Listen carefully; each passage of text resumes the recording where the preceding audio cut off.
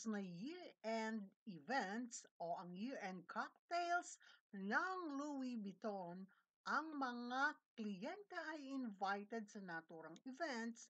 Of course, dahil ito ay malapit ng magpasko, ang Louis Vuitton ay nagkaroon ng tinatawag na events or cocktails at ang mga kliyente muli ay inimbitahan upang mamili.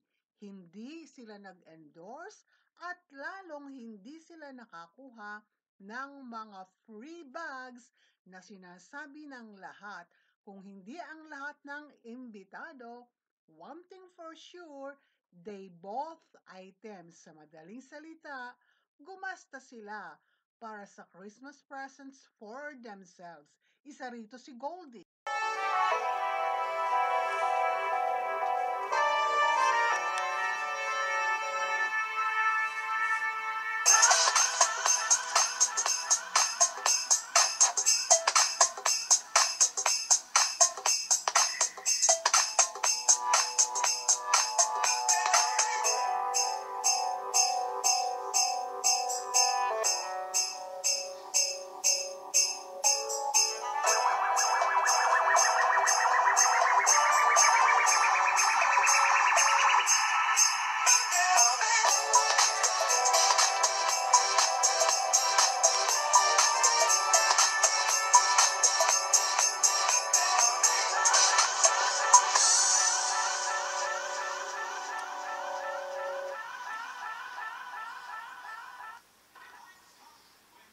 At gaya ng dati, eto na naman ang war of ideas and comments.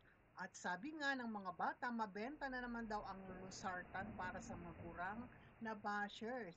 At may sumagot naman, hindi na kayo tatanda kasi matitigok na kayo dahil kayong mga kabataan ay ugaling kanal at walang modo.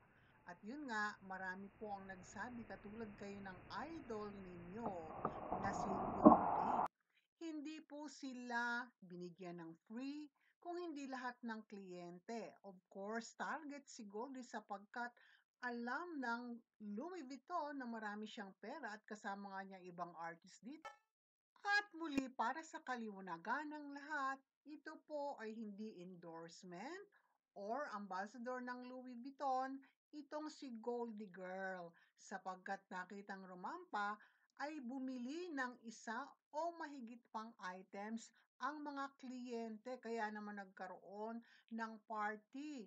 At ito nga po ang hilig niya, ang nasa limelight or spotlight at nandoon ang iba pang malalaking bituin gaya nga po ni Heart Evangelista. Pwede pa na si Heart Evangelista ay bigyan ng LB subalit ang mga events po na ganito kung saan pinaghandaan sila ay para sila bumili sapagkat Christmas nga po kung kaya't ang LB ay nagkaroon ng events na ganito. Sa katotohanan, si Miss Heart Evangelista ay dalawang items na talagang mamahalin ang kanyang nabili kumpara sa mga iba na nakita natin sa videos. At ang hawak-hawak ni Miss Heart Evangelistang mga bags from Louis Vuitton ay nagkakahalaga ito ng humigit kumulang na tigpa $5,000 or mahigit 300 pesos or 300,000 pesos. Ang mga post naman niya na winter na ay naka-sleeveless pa sila ay mga old post lamang kung saan nakitang ang kanyang itsura pa nga ay hindi pa gaanong sabi nga natin sa ating video ay retokada at ang mga nagagalit na fans na sinasabing ang hindi naman daw retokada kung hindi mahusay lamang itong mag-makeup. At sa katunayan, ang mga nakaraan niyang larawan at na-feature pa siya sa isang bahagi ng magazine, eh hindi pa ganoon ang kanyang itsura kumpara ngayong Disyembre na ng 2024. Kaya't sa mga nagsasabing hindi siya retokada, ay nagde-deny lamang ang mga ito't hindi matanggap. Kung kaya't ang mga netizens naman, walang sawa sa pagsasabing hindi naman ganito ang itsura niya ngayon kumparang December 2024. Halos nga hindi siya makapagdamit noon at panay nakalitaw ang skin.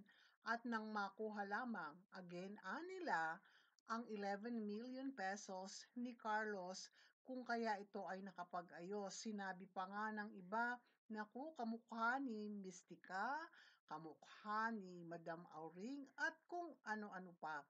Ang mga larawan ay hindi makakapagsinungaling at talong hindi sasabihing peke ang mga ibinabalita o ang sinasabi ng netizens sa kanya.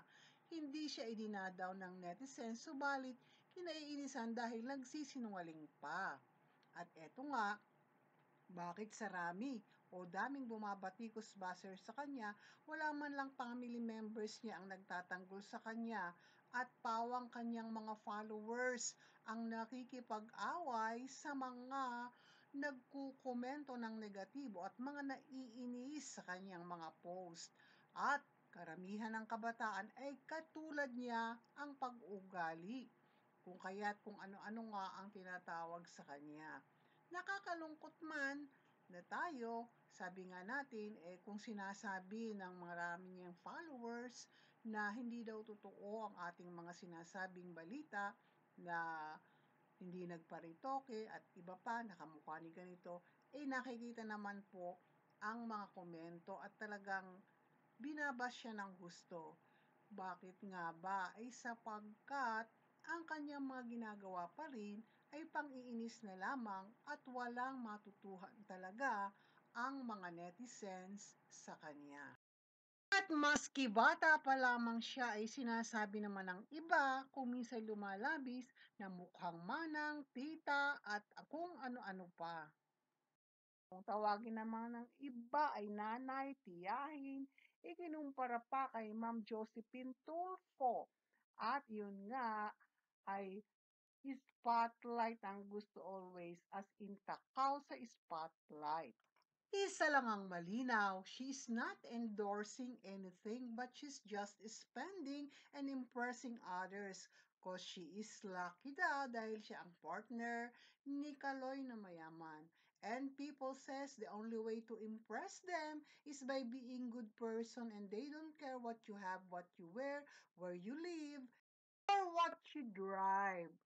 They just want you to have deep respect for people and with pure heart, with good intentions for others.